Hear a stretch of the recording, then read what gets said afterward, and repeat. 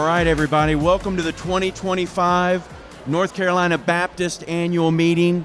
My name's Aaron Wallace. I am the director of the Mission Catalyst Group, and we're recording this panel today live on Mission Together in this exhibit hall. Joining me today is Janet Packard.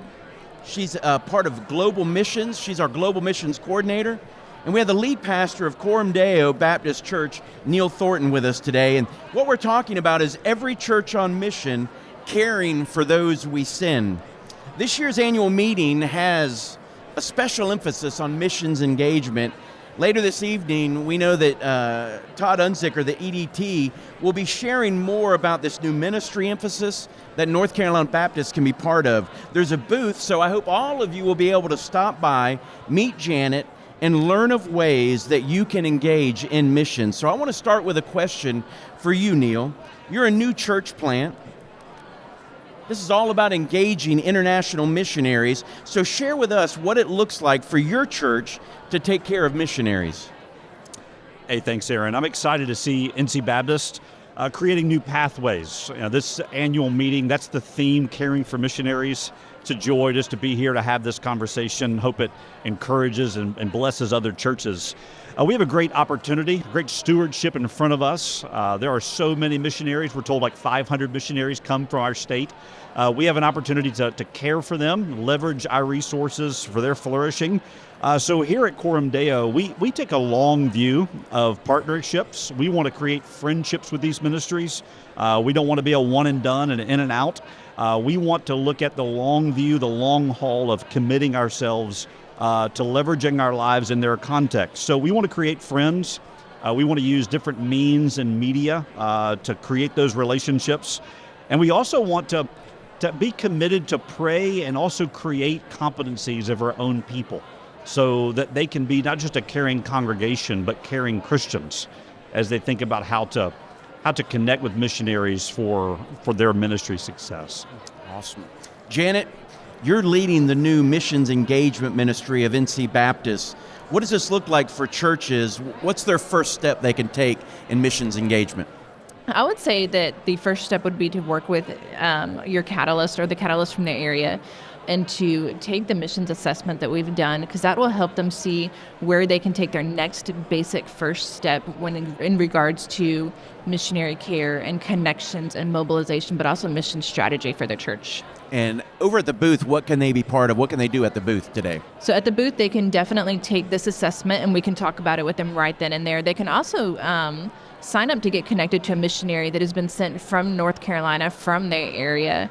Neil mentioned earlier, we have 544 adults serving overseas just with the IMB alone, and we would love to see every church connected with every one of our missionaries.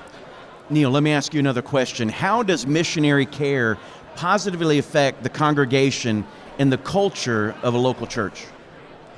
That's a great question. I think when we think about that question and the answer to it, we go to a book like the book of Philippians. Paul, obviously, he loved his churches loved him, but there's no greater relationship than that epistle of joy that gives us that Paul had for the Philippian church, that he was supported by them. And you think about what he writes. He writes there at the end of his letter, not that I seek the gift, but that I seek the fruit that increases to your credit.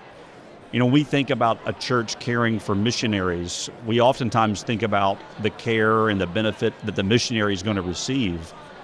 But strangely, in the economy of God, that goes vice versa, that the missionary receives the benefit, but also so does the local church. And I think that's what Paul was trying to communicate to the church at Philippi, is that this is not just a one-way road, that this is a two-way street. So when you think about Paul and the church at Philippi caring for one another, we think about our local context. And I, as the lead pastor, one of the pastors at Coram Deo, we want to say, listen, we need to care for missionaries, but as we do so, God is actually going to bless us. And just thinking about a few ways that happens in our context, one, obviously, is it creates this culture of care and compassion. There's, I think, 17 or so unique one another statements in the New Testament. And one of those is to care and love for one another. Well, I'm of the persuasion that if we can learn to care for missionaries, that's going to affect how we care for one another, whether it's on Sunday morning or throughout the week. just creates this ambiance. It creates this ambient temperature in the congregation that we're a caring people. And also, it helps us read our Bibles. When you think about partnerships, you think about giving people a lens to see the globe from a missionary perspective. It creates that idea of creating local context missionaries, even in their own zip code. So caring for missionaries has a splash effect, has a rebound effect, I think, that could possibly far outweigh what's really realized at the outset of caring for missionaries. Well, I got one more question for you, maybe two. Sure. How would you challenge other churches, regardless of their size, to begin caring for missionaries? That's another good question. Pastors, you're listening to this, it sounds cliche to say it, but it's true that you need to just simply begin praying for missionaries. Not only is God going to answer those prayers and bless those prayers, but there's a kickback on that the church themselves will begin to have a heart stirred for missionaries and missional involvement, a love for the Great Commission, asking the question, how can I best leverage my life to make the greatest kingdom impact? Those questions come from a praying heart. So practically speaking, promoting, praying for those missionaries on Sunday morning, using means and media to do so, whether it's corporate prayer on Sunday morning and or bulletins, slides, social media posts, you name it. But keeping prayer for missionaries front and central. You can begin reading missionary biographies to get a sense of missionary culture. You can attend conferences. The International Mission Board is our primary partner here at NC Baptist. Go to something like the Missions College that they're offering in late January next year. Get a sense and kind of a lifestyle approach of what it looks like to be a missionary, so that when we have a caring conversation, you have kind of a leg up on how to care best for missionaries. Awesome. Last question. I'm sure everybody wants to know, Coram Deo, what does it mean? If we're not all Latin experts. I don't have the foggiest idea. No, just kidding. Coram Deo comes from Psalm 56:13. It's the Latin from the Hebrew translation of that text. Coram Deo means before the face of God, or to live in the presence of.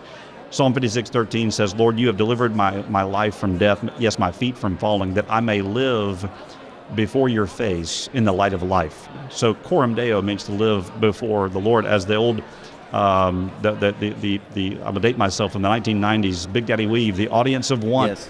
living before his face. So that's the idea, is that the Christian life itself, before we even get to the church and ministry, the Christian life is to be lived before the face of God, Monday all the way through Sunday. Well, I hope all of us will do that as we not only minister in our communities, but we minister around the world and minister to those who are serving those that are around the world, taking the gospel to the ends of the earth. Neil, thank you so much for sitting down with Janet and myself today. We hope you've had a good time with us. Absolutely, brother. My pleasure. Thank you for joining us today. Because of your generosity to NC Baptist, this podcast, along with other helpful resources, are made available for you.